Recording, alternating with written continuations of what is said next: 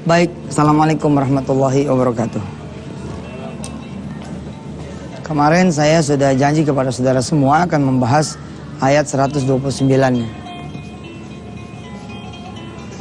Surah At-Taubah. Hasbiyallah. La ilaha illallah. Alaihi tawakkaltu wa huwa rabbul arsyil azim. Kepadanya lah aku berserah diri dan dia adalah pemilik arsy yang maha agung. Dari kemarin kita bicara tentang hasbi Allah. Kalimat inilah yang harusnya ada di hati kita, di pikiran kita. Dan kita genggam terus kalimat ini. Kita gigit kalau perlu supaya tidak keluar lagi dari mulut kita, lisan kita, pikiran kita, hati kita. Hasbi Allah, cukup Allah bagiku. Bukan berarti kita nggak perlu sama yang lain. Kita perlu sama yang lain. Tapi kita nggak butuh pertolongannya. Kita hanya butuh pertolongan Allah semata. Ketika kita ketemu dengan persoalan hidup, permasalahan, kesempitan, kesusahan, problem, kita tidak biasa kembali kepada Allah.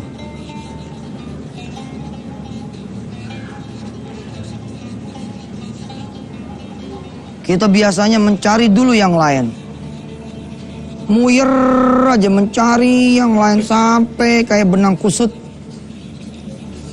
Buntut-buntutnya apa? Kita malah nggak bisa keluar, nggak tahu lagi jalan keluarnya kemana. Nggak berhenti nih tangan saya nih, mesti di stop, pegangin. Ini kita nih. Alaihi tawakkaltu wa huwa rabbul arsyil azim. Kita harus keluar dari zona jelimet ini, keluar aja, saat itu keluar. Keluarnya kemana? Keluarnya ke Allah. Fafirru ilallah.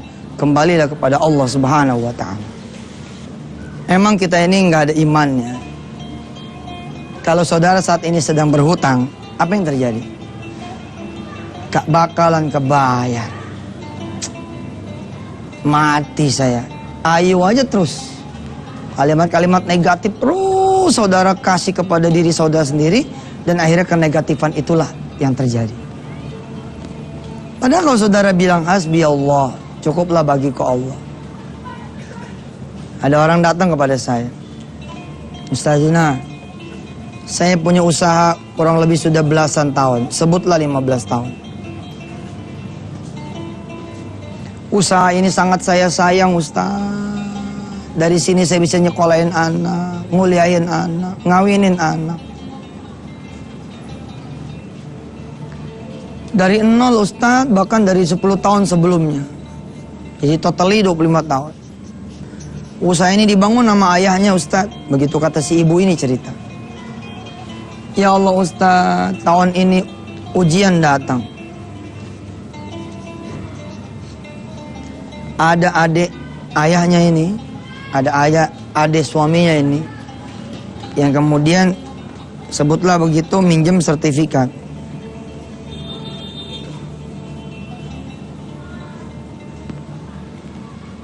Sertifikat ini digadaikan, sedangkan sertifikat ini adalah seluruh aset yang berdiri di atasnya,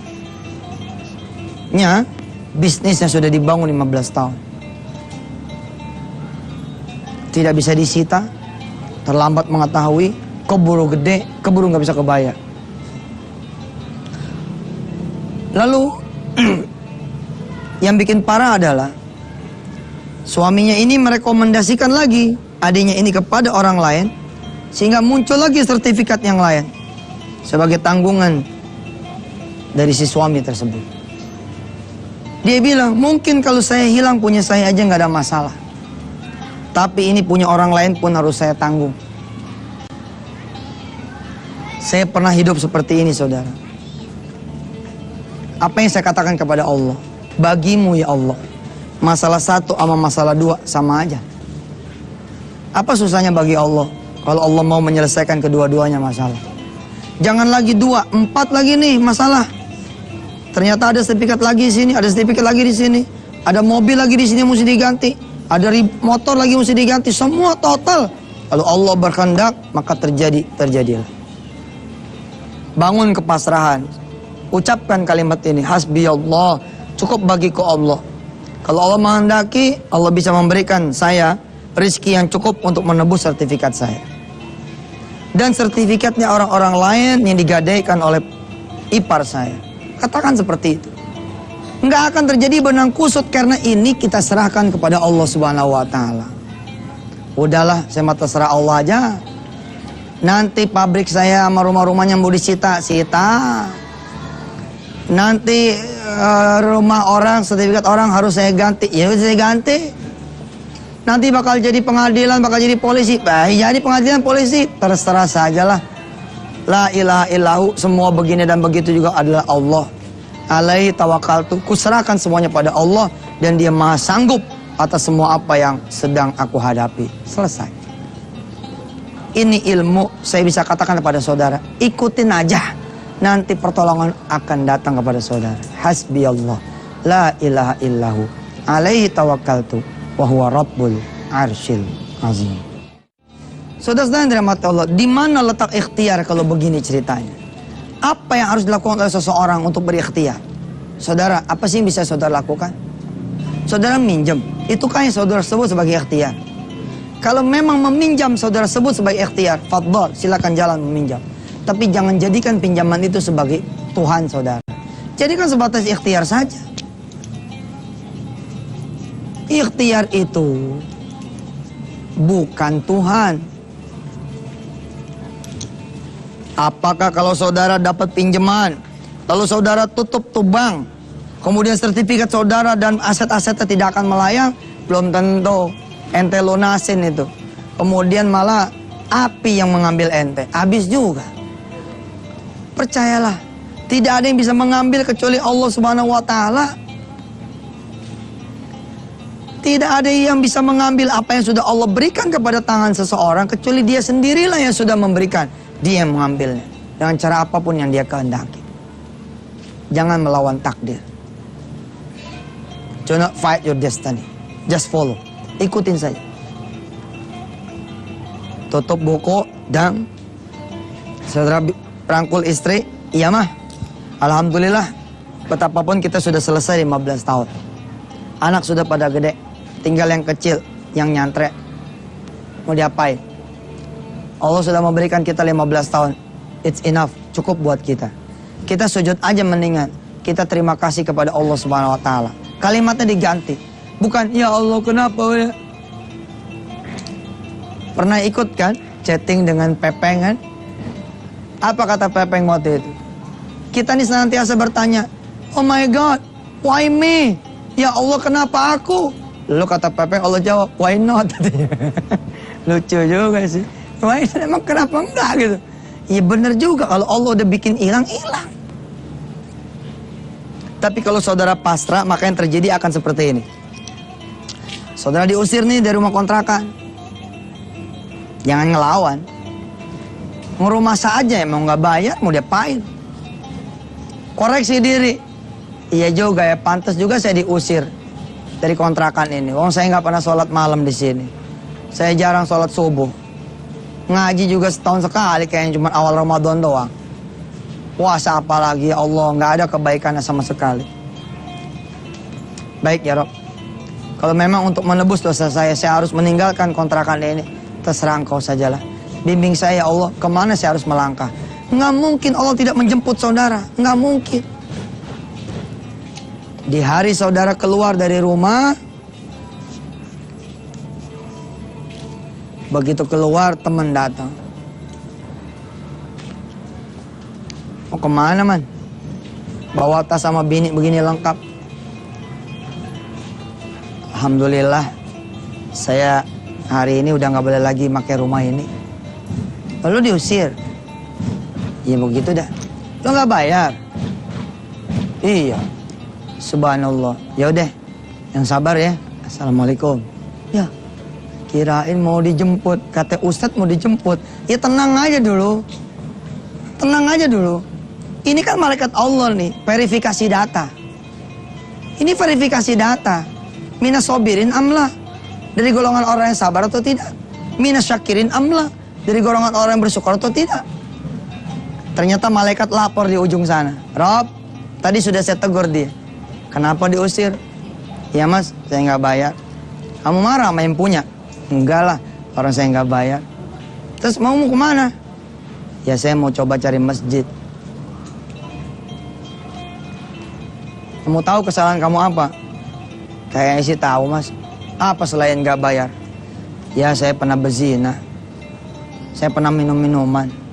Jadi susah kayak begini. Ya saya bertobat kepada Allah. Nah Allah kabulin. Ini belum tentu nih tukang ojek biasa. Belum tentu teman biasa. Belum tentu saudaranya biasa. Belum tentu kerabat dari manusia biasa. Bisa jadi inilah malaikat Allah melakukan verifikasi data. La ilaha illahu. Tidak ada yang bisa mengusir kecuali Allah sendiri yang mengusir. Datanglah ibu pemilik kontrakan ini. Terus dia nanya, mau kemana? Mau pergi bu, mohon maaf ya kalau saya ada salah-salah katanya, salah-salah langkahnya. Emang gak boleh tinggal lagi sama anak saya? Iya habis, gak boleh tuh, gak bayar. Ntar saya ngomong sama anak saya, masuk aja, masuk. Masuk, masuk aja, masuk. Bawa tasnya bawa. Anak kecil kayak gini kasih, masuk aja. Nanti emak yang ngomong. Bu Haji yang ngomong sama anak Bu Haji. Insya Allah. Tapi Bu Haji udah masuk aja. Hasbiyallah. La ilaha illahu. Alaihi tawakkaltu wa rabbul arsyil azim. Ayat 129 ini nanti kita akan bahas di segmen berikut. Mengajarkan kita untuk kembali kepada ayat 128. Baru dia akan sempurna. Kembali lagi pemirsa di Wisata Tian TV bersama saya Yusuf Mansur. Alhamdulillah. Terima kasih banyak buat para donatur PPPA yang telah memberikan sumbangsinya, partisipasinya, donasinya untuk program-program pembimbingan penghafal Al-Quran. Terima kasih juga buat para wali-wali santri inden, saudara-saudara yang mengatakan bahwa dalil Quran hanya milik orang kaya, salah besar.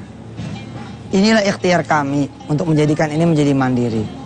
Saudara-saudara yang tidak mampu, silakan datang, please come. Silakan datang. Lalu bicaralah dengan teman-teman di pesantren.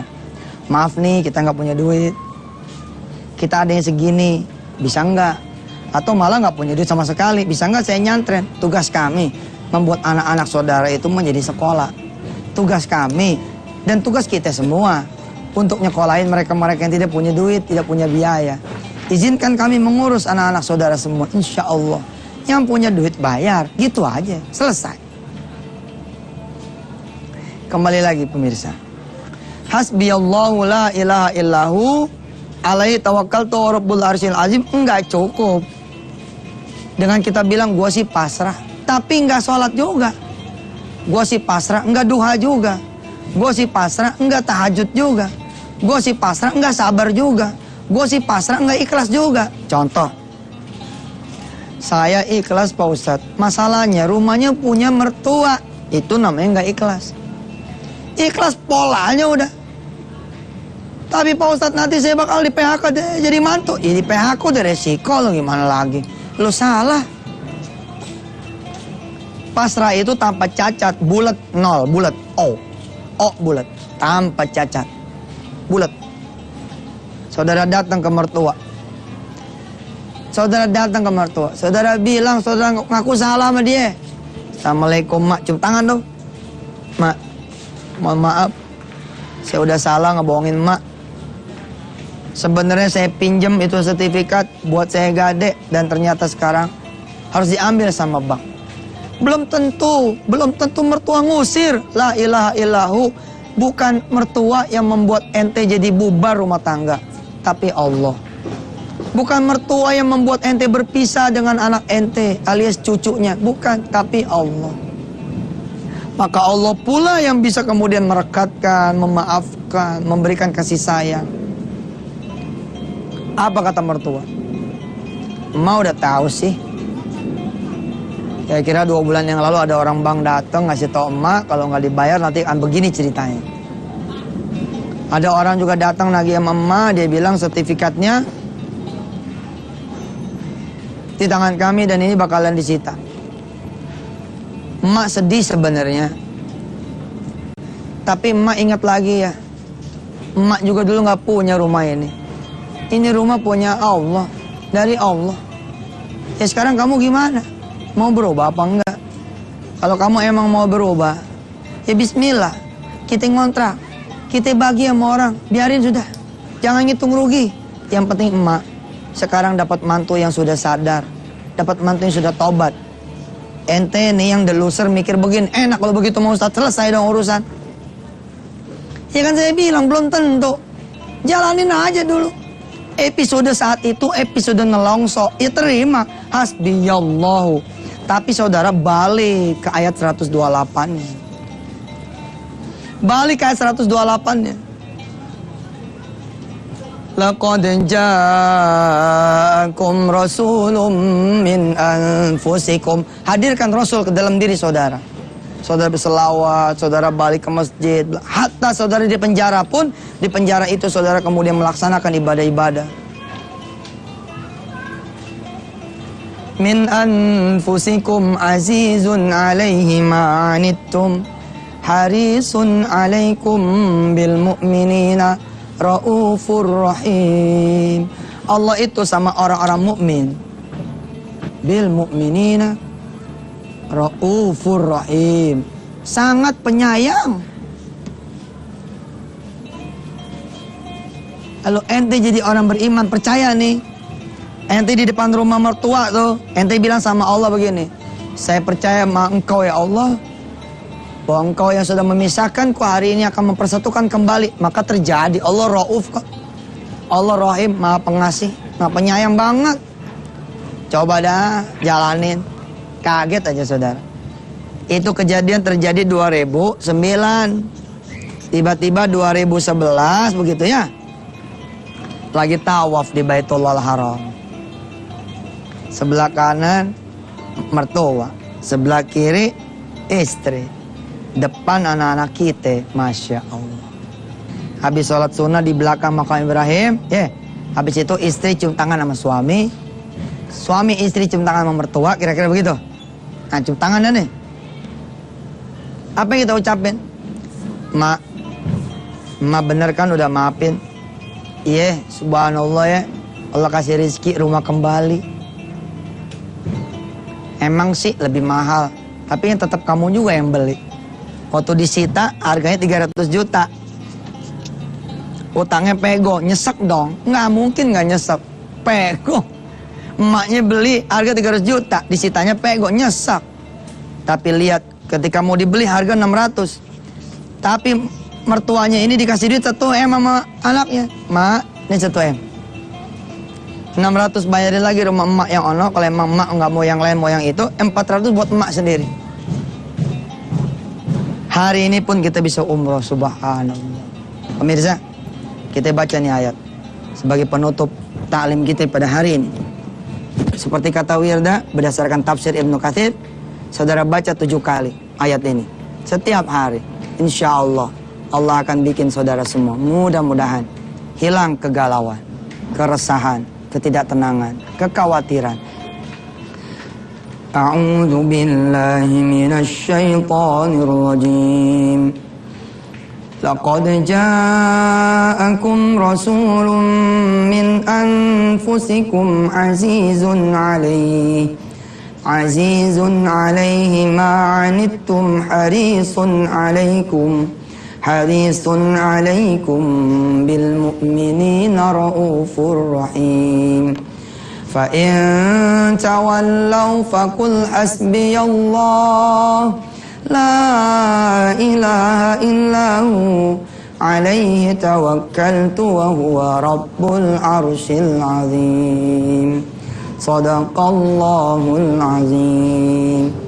Saudara jangan lewatkan khataman Quran harian lewat www.santritafis.com. Mudah-mudahan pahala milik Antv juga dan milik kita semua. Sampai ketemu lagi besok hari Senin. Saya Yusuf Mansur. Mohon maaf lahir batin. Dan doakan saya, mudah-mudahan saya juga menjadi orang-orang yang senantiasa menyebut hasbi Allah. Cukup bagiku Allah. Insya Allah. Mudah-mudahan kita benar-benar cukup sudah hanya dengan pertolongan Allah Subhanahu wa taala semata. Jazakumullah ahsanal jaza. Hadanallahu iyyakum ajma'in. Assalamualaikum warahmatullahi wabarakatuh.